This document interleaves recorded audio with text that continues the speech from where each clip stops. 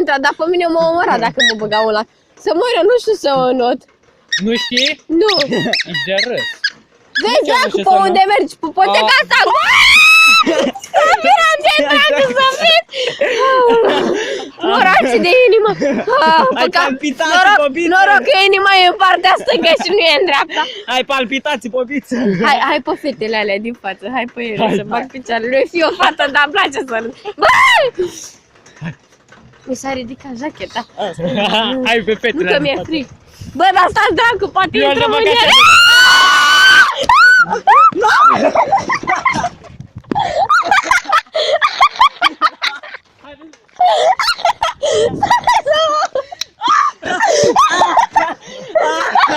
Ai filmat, mă!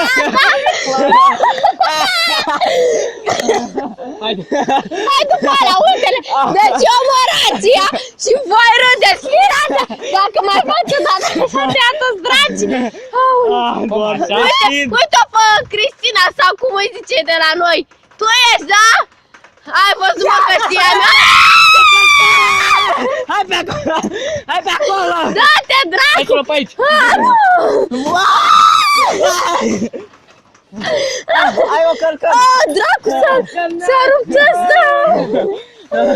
Ce faci? Ia-mă mână! Ce faci bine?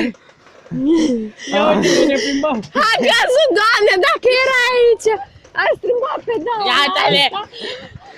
Ia stai! Stați, mă rog, stați să vorbim! Stați, soi nebunelor, băi! Uța! Stați să vorbim, veniți încoace! Vino să te explic! Măgălnie, viteză! Dacă mă omorâți,